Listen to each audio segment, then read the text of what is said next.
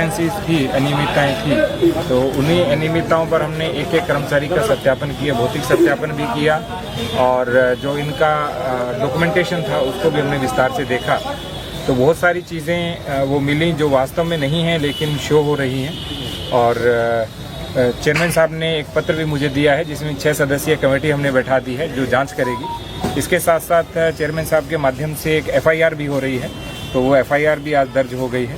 तो हम इस पर कठोर कार्रवाई करेंगे और इस तरह की कोई भी डिस्क्रिपेंसी हुई उसको किसी भी रूप में बर्दाश्त नहीं किया जाएगा। सर, कुछ लोग पकड़े भी गए हैं, इसमें क्या कुछ लोग हैं जो इसके अंदर मूल रूप में से कर्ता धर्ता के रूप में थे, तो उनको पकड़ के अभी भेज दिया है क्योंकि उसी FIR के तहत वो चले गए हैं। दूसरा जो सबसे बड़ा इसमें प्रकरण बनता है वो है कि जन सुविधा सही ढंग से नहीं मिल रही थी, जिसमें EO साहब परेशान थे, चेयरमैन साहब भी परेशान थे।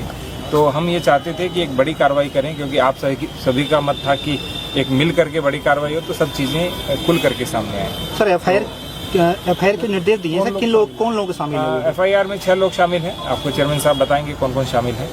तो 6 लोग शामिल हैं। सर, जांच कमेटी में कौन कौन लोग हैं? जांच कमेटी ADM साहब की अध्यक्षता में है, जिसमें हमारे EO साहब रहेंगे, डिप्टी कलेक्टर रहेंगे, सीनियर ट्रेजरी ऑफिसर रहेंगे, यहाँ के SDM रहेंगे और एक और अधिकारी, कुल 6 अधिकारी इसमें शामिल हैं। पिछली बार से जो ठेके में इसमें हुआ है उसकी भी जांच होगी? डिटेल जांच की जा रही है। किसी में भी कोई भी डिस्क्रिपेंसी पाई जाएगी उसके ऊपर कठोर कार्रवाई की जाएगी। कुछ लोग सर ऐसे भी पाए गए हैं जो अपने दूसरे परिवार के सदस्य की जगह। तो हमने बोला है चेयरमैन साहब को, यदि कोई बहुत बीमार है, आ ही नहीं पा रहे हैं, तो उनको या तो स्वैच्छिक सेवानिवृत्ति दी जाए और कर्मचारी कम पड़ते हैं तो उनको आउटसोर्सिंग से लिया जाए। किसी की जगह किसी ऊपर कोई काम कर रहा है तो ये उचित नहीं है। सर, कर्मचारियों की शिकायत है कि 2 महीने से PF नहीं मिला है, उनकी जो PF की भी शिकायत है। हमने जो हमारे लेबर ऑफिसर हैं सुरेंद्र जी, उनको भी बुलाया, उनसे भी हमें पता चला कि लगभग 30% कर्मचारियों का PF नहीं जमा हो रहा था। तो हमारे जितने भी कर्मचारी हैं ये बहुत निर्धन होते हैं, ग्राउंड पे काम करते हैं, यही वास्तव में रियल में किसी शहर को चमकाते हैं। यदि उनकी समस्या का समाधान नहीं होता है तो समझिए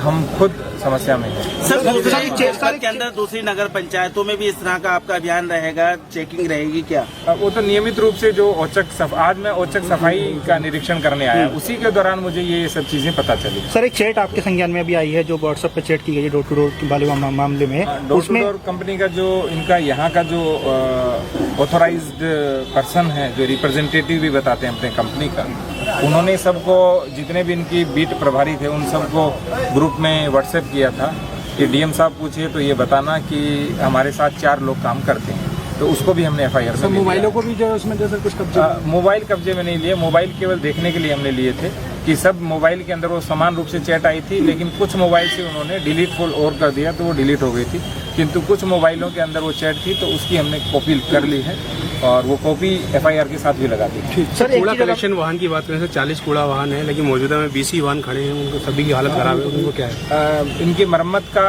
अनुबंध में प्रावधान था और बार बार चेयरमैन साहब की ओर से, EO साहब की ओर से कहा भी जा रहा था कि मरम्मत कराई जाए, लेकिन एजेंसी मरम्मत भी नहीं करा रही थी, इसीलिए पूरी कार्रवाई हुई थी। तो इनकी अच्छी तरह से मरम्मत की जाएगी और जो वाहन अनुपयुक्त पाए जाएंगे उनको स्क्रैप करके नए वाहन भी लिए जाएंगे ताकि सफाई व्यवस्था दुरुस्त बनेगी। सर, एक चीज और संज्ञान में आपका आया था, बायो रेमेडिएशन का मामला सामने। बायो रेमेडिएशन की भी जांच की जा रही है, तो उसमें भी वो कमेटी पूरी जांच करेगी, बायो रेमेडिएशन की, डोर टू डोर की, सफाई की, सारी जांच करेगी।